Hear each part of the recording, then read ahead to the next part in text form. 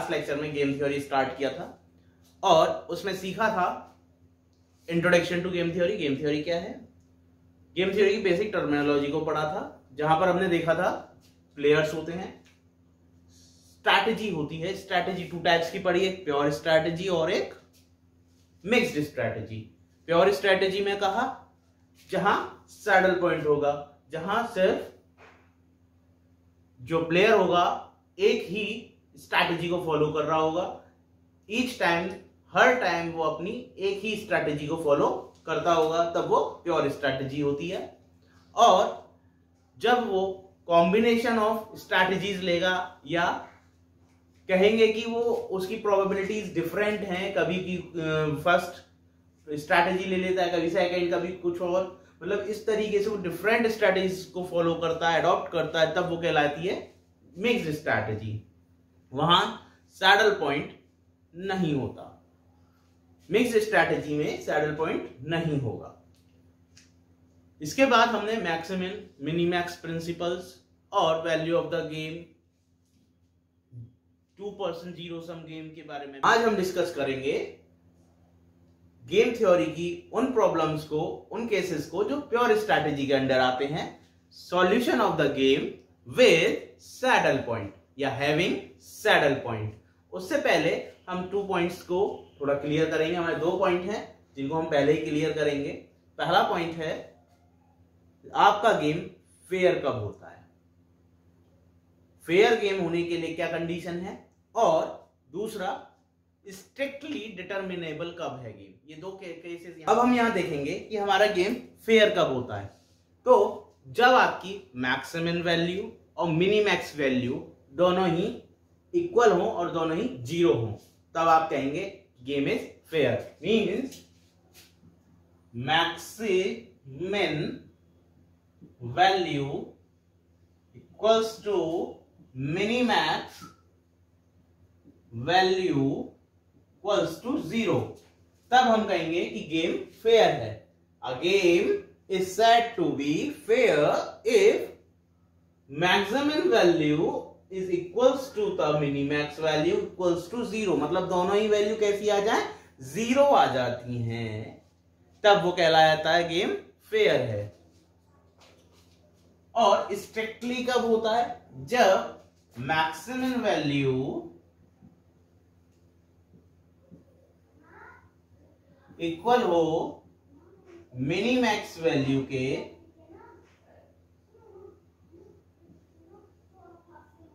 और वो इक्वल हो वैल्यू ऑफ द गेम के, तब वो गेम कहलाया जाएगा स्ट्रिक्टली डिटर्मिनेबल। यहां कुछ इनको रिप्रेजेंट करने के लिए सिंबल्स भी हैं, जैसे हम मैक्सिमम वैल्यू को इससे रिप्रेजेंट करते हैं और मिनीमैक्स वैल्यू को इससे, और ये 0 तो है ही। इसी तरह से यहां पर भी maximum value equals to minimax value equals to v is for value of the game। These are 2 conditions जो हमको पहले पता करना था, क्योंकि ज्यादातर क्वेश्चंस में क्या पूछते हैं, गेम का सॉल्यूशन कीजिए, ऑप्टिमल स्ट्रैटेजी बताइए दोनों प्लेयर्स की, और साथ में क्वेश्चन यही होता है कि क्या ये गेम फेयर होगा या ये गेम स्ट्रिक्टली डिटर्मिनेबल होगा या नहीं होगा। तो यहां पर हम students, here we have a problem and we start solution of the game having saddle point with और pure strategy। मतलब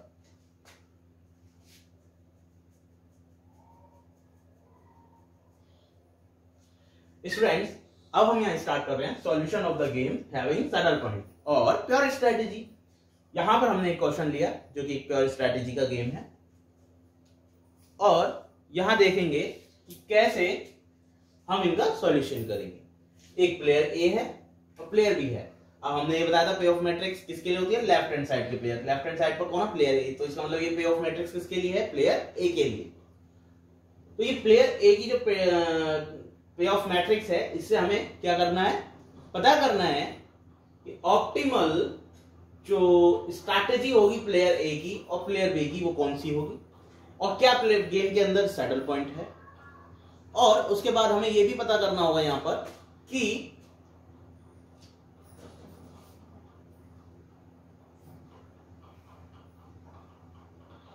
वैल्यू ऑफ द गेम क्या है, और साथ में क्वेश्चन कैसा है हमारा, स्ट्रिक्टली डिटर्मिनेबल है या नहीं, फेयर है या नहीं हमारा गेम, ये भी देखना है। स्टार्ट करते हैं। तो सबसे पहले स्टार्ट करते में हम एक चीज हमेशा ध्यान रखेंगे कि जो गेम है जब हम स्टार्ट करेंगे तो वो पॉइंट हमें ध्यान रखने हैं, एक है आर मिन और एक है सी मैक्स, मतलब रोज का मिनिमम और कॉलम्स का maximum, that is R minimum, row minimum and column max, columns का मैक्सिमम।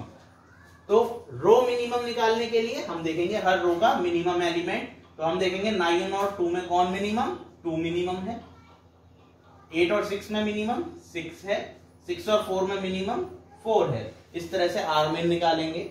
और मैक्सिमम कॉलम्स का, इस कॉलम का maximum is 9 and the maximum in column 2 is 6। इस तरह से हम मिनिमम वैल्यूज रोज की और मैक्सिमम वैल्यू कॉलम्स की फाइंड आउट करेंगे। इसके बाद क्या निकालना है, मैक्सिमम वैल्यू और मिनी मैक्स वैल्यू। मैक्सिमम किससे निकलती है, सभी मिनिमम्स में जो मैक्सिमम है दैट इज मैक्सिमम, तो हम क्या निकालेंगे, maximum.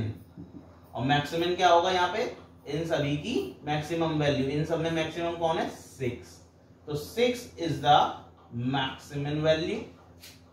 And minimax, minimax is minimum value of all maximum values.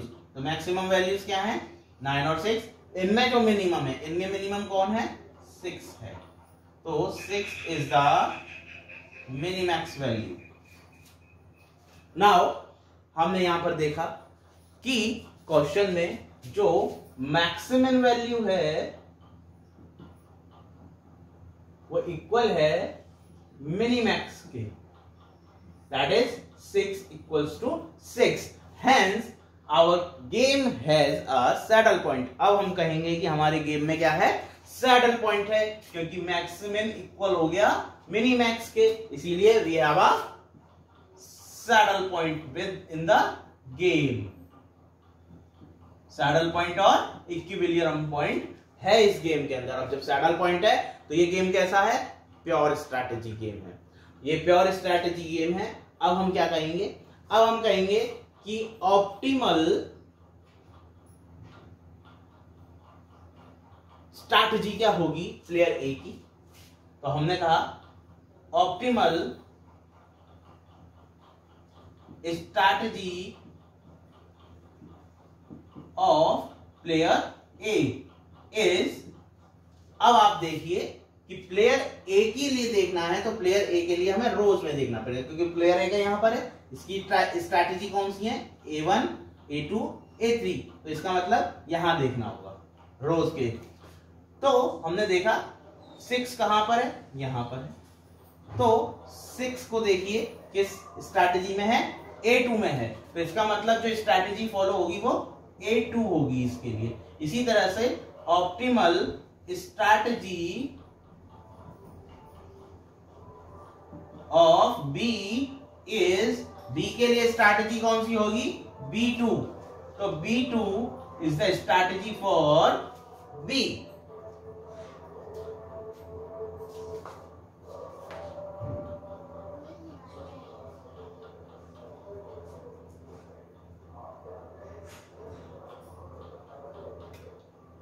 कुछ मत करो, कुछ मत, बस अब नहीं बजाएगा, शांत। और यहां पर हम कह सकते हैं अब प्रोबेबिलिटी क्या होगी इन स्ट्रैटेजीज की, तो हम कहेंगे प्रोबेबिलिटीज के लिए P A के लिए, A के लिए क्या कहेंगे, P प्रोबेबिलिटी ऑफ स्ट्रैटेजीज, इसने A2 सिलेक्ट किया है तो इसका मतलब A1 0 होगा, प्योर है इसलिए 1 0, इसका मतलब इस स्ट्रैटेजी को ये फॉलो करेगा, बाकी दोनों को नहीं करेगा, नहीं करने के लिए 0 0 और इसके लिए 1 प्रोबेबिलिटी हो गई। ये थी प्योर स्ट्रैटेजी के केस में। और इसी तरह से इस बी के लिए भी होगा, क्यू के साथ क्या आएगी, Q के साथ आएगी 0 1, ये B2 सिलेक्ट कर रहा है 0 1. These are the probabilities of these strategy for या optimal strategies for A and B, player A and player B के लिए. अब बात आती है वैल्यू ऑफ द गेम के लिए. वैल्यू ऑफ द गेम, जब हम वैल्यू ऑफ द गेम की बात करते हैं तो कहते हैं वैल्यू ऑफ द गेम क्या थी, जो सैडल पॉइंट था उसका जो वैल्यू है उसको बोलते हैं हम वैल्यू ऑफ द गेम. तो सैडल पॉइंट पर क्या वैल्यू थी हमारी, सैडल पॉइंट पर कहां पर है 6 पर है, तो ये हमारा सैडल पॉइंट था. तो यही वैल्यू क्या हो गई हमारी, वैल्यू ऑफ द गेम हुई. तो वैल्यू ऑफ द गेम हो गई 6. 6 is our value of the game. Now हमारे को ऑप्टिमल स्ट्रैटेजी ऑफ ए मिल गई, ऑप्टिमल स्ट्रैटेजी ऑफ बी हो गई और वैल्यू ऑफ द गेम हो गई. नाउ हम ये चेक करेंगे क्या हमारा गेम फेयर है या नहीं है, ऑप्टिमल स्ट्रिक्टली डिटर्मिनेबल है या नहीं. तो हमने क्या कहा, पहली कंडीशन बताई कि मैक्सिमम मिनिमैक्स वैल्यू 0 होनी चाहिए, दोनों इक्वल होनी चाहिए और वो 0 होनी चाहिए तो गेम फेयर है.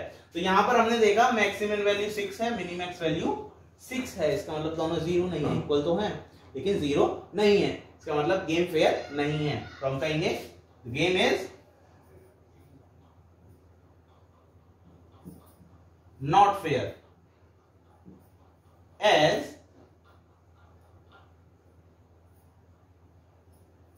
maximal value equals to minimax value but not equals to 0. 0 नहीं है. एंड डिटर्मिनेबल की बात करते हैं, स्ट्रिक्टली डिटर्मिनेबल. तो हमने कहा था मैक्सिमम वैल्यू, मिनिमैक्स वैल्यू और वैल्यू ऑफ द गेम अगर तीनों बराबर हैं तो गेम कैसा है, स्ट्रिक्टली डिटर्मिनेबल. यहां पर the game is strictly determinable है.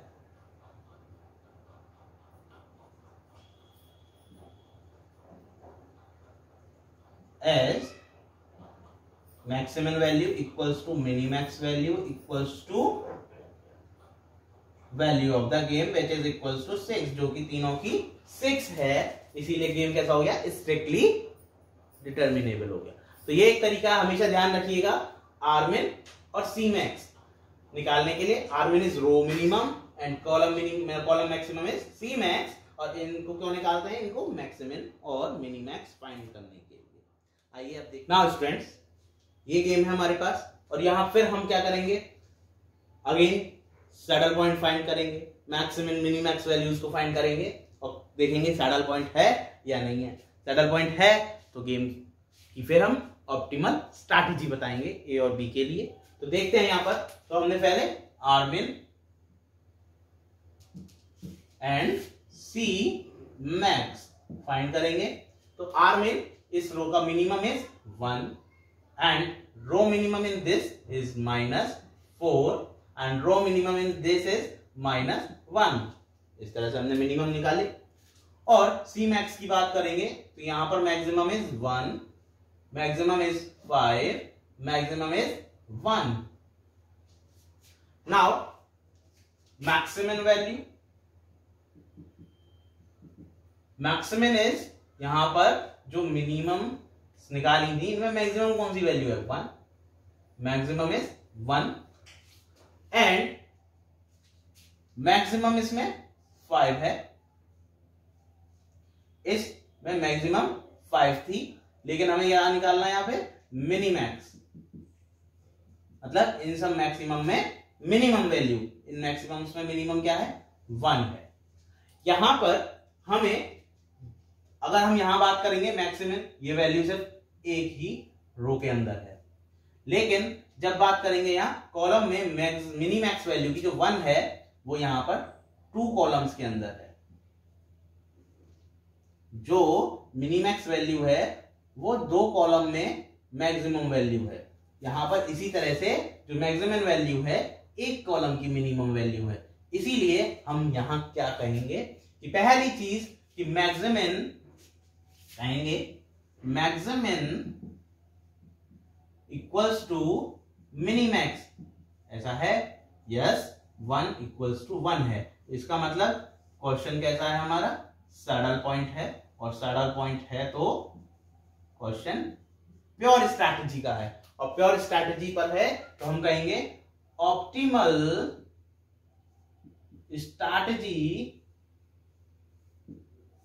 Of player A is, player A कौन सी करेगा, A1 को सिलेक्ट करेगा, और ऑप्टिमल स्ट्रैटेजी